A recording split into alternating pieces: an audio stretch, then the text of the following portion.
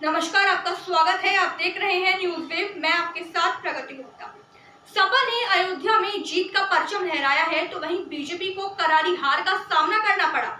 अयोध्या में राम मंदिर निर्माण और प्राण प्रतिष्ठा के इतने बड़े आयोजनों के बावजूद भी बीजेपी अयोध्या सीट से हार गई। इस वीडियो में आगे जानेंगे कि आखिर वो क्या बड़ी वजह रही बीजेपी की हारने की अयोध्या से।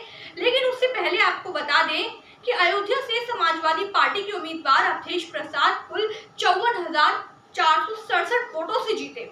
उन्हें कुल 5,54,289 वोट मिले। तो वहीं बीजेपी उम्मीदवार लल्लू सिंह को 4,99,722 वोट मिले और वहीं तीसरे नंबर पर बसपा के सच्चिदानंद पांडे रहे। तो आपको बता दें कि बीजेपी ने राम मंदिर के मुद्दे को लेकर देश भर में माहौल बनाया था और बीजेपी को भी इस बात की उम्मीद थी कि उसे इसका फायदा लोकसभा चुनाव जो यूपी के हैं उसमें होगा।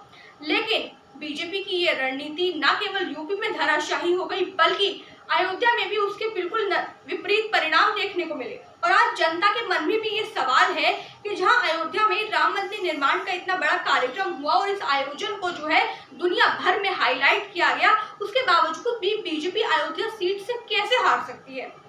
और आपको बता दें कि अयोध्या में पीएम मोदी ने भी कई दौरे किए, साथ ही सीएम योगी ने भी कई दौरे किए और वहां पर देश भर की हस्तियों को भी बुलाया गया। उसके बावजूद भी बीजेपी अयोध्या सीट से जीत हासिल नहीं कर पाई।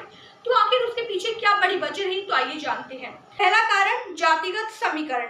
अयोध्या में पासी बिरादरी की संख्या अधिक है और ऐसे में सपा ने अपने पासी चेहरे अवधेश प्रसाद को अयोध्या से अपना उम्मीदवार बनाया। यूपी की सियासत में अवधेश प्रसाद दलितों का एक बड़ा चेहरा है और उनकी जो छवि है वो एक जमीनी नेता की है और अयोध्या में सपा को दलितों का खूब वोट मिला है। दूसरा कारण अवधेश प्रसाद की लोकप्रियता।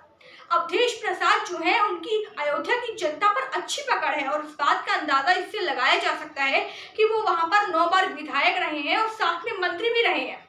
तीसरा कारण अयोध्या से बीजेपी उम्मीदवार लल्लू सिंह का संविधान को लेकर दिया गया बड़ा बयान। जी हाँ, उन्होंने कहा था कि मोदी सरकार को 400 सीट इसलिए चाहिए ताकि उन्हें संविधान बदलना है। तो इस बयान का जो खामियाजा है वो बीजेपी को भुगतना पड़ा। चौथा कारण अयोध्या की जनता की लल्लू सिंह से नाराजगी। जी हाँ, अयोध्या की जनता जो है वो लल्लू सिंह से काफी नाराज दिखाई दी, क्योंकि अयोध्या के आसपास के इलाकों में जो है विकास कार्य नहीं हुए। सारा फोकस जो है वो राम मंदिर पर रहा, जिसकी वजह से जनता के मुद्दे पीछे छूट गए।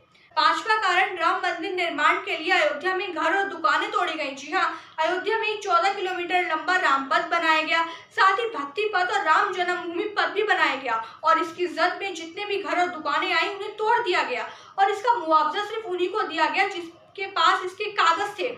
और इसी बात को लेकर जो है अयोध्या की जनता के मन में काफी नाराजगी थी, जिसे उन्होंने वोट न देकर जाहिर की। तो ये कुछ 5 कारण थे जो हमें बताते हैं कि बीजेपी जो है अयोध्या से किस तरीके से हार गई। तो इस खबर में बस इतना ही। ऐसे ही तमाम वीडियोस को देखने के लिए हमारे चैनल को सब्सक्राइब करना और लाइक करना ना भूलें।